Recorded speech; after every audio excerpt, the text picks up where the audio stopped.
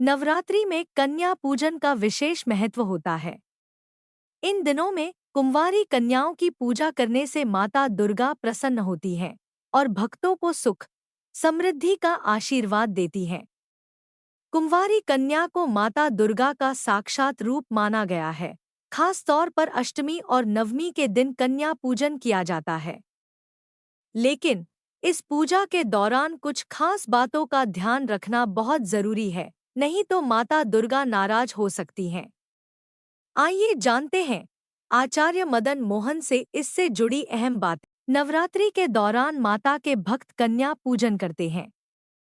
माना जाता है कि कन्याओं का पूजन करने से माता का आशीर्वाद भक्तों को प्राप्त होता है। लेकिन उससे पहले अगर आप भी चाहते हैं कि माता रानी की कृपा आप पर बनी रहे तो वीडियो को एक लाइक करें और चैनल को सब्सक्राइब जरूर करें और कमेंट बॉक्स में माता रानी जरूर लिखें। भारत में कई जगह कन्या पूजन नवरात्रि की अष्टमी तिथि के दिन होता है, वहीं कहीं कहीं नवमी तिथि के दिन भी कन्या पूजन किया जाता है। नंबर 1, उम्र का रखें ध्यान। कन्या पूजन करते समय कन्याओं की उम्र का खास ध्यान रखना जरूरी होता है। शास्त्रों के अनुसार 1 से 9 साल की कन्याओं का पूजन करना सबसे शुभ माना जाता है।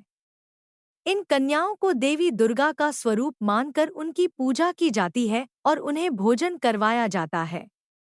इसके बाद उस भोजन को खुद भी ग्रहण करने से माता दुर्गा बहुत प्रसन्न होती हैं और शुभ फल देती हैं। नंबर 2, सही समय और विधि।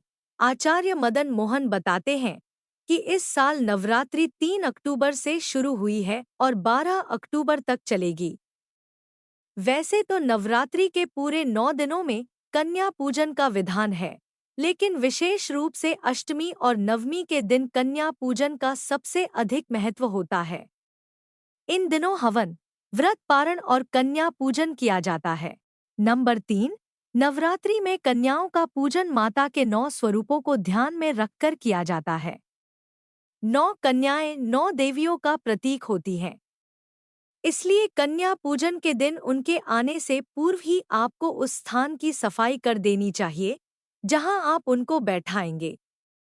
अगर आप कन्या के बैठने के स्थान को साफ नहीं करते तो आपकी ये भूल माता को अप्रसन्न कर सकती है। नंबर 4, कन्या पूजन वाले दिन भूलकर भी कन्याओं को डांटे नहीं, बल्कि आदरपूर्वक आपको उनका स्वागत करना चाहिए।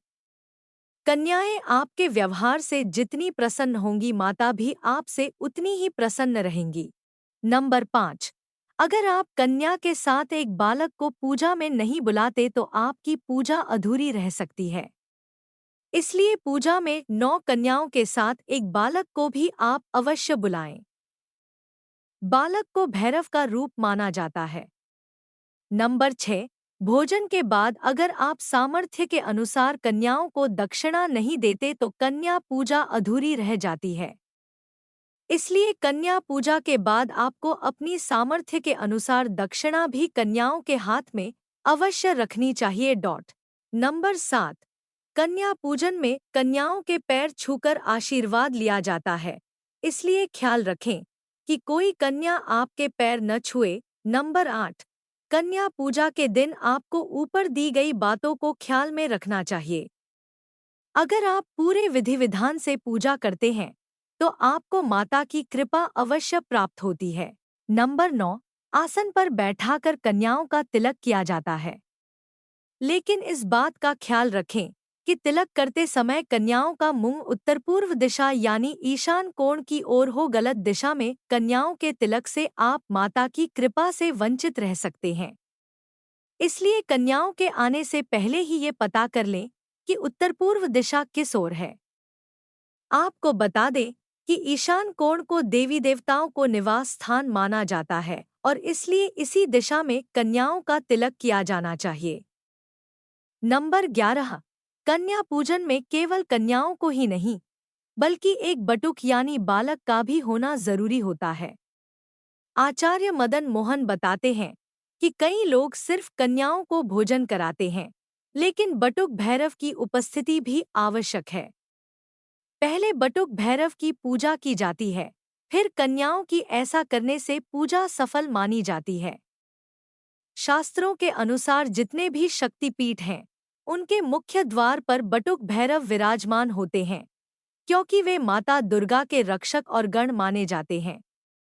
साथ ही इसलिए नवरात्रि के दौरान कन्या पूजन करत समय इन बातों का ध्यान रखना जरूरी है। सही विधि से पूजा करने पर माता दुर्गा की कृपा प्राप्त होती है और वे अपने भक्तों को आशीर्वाद देती हैं।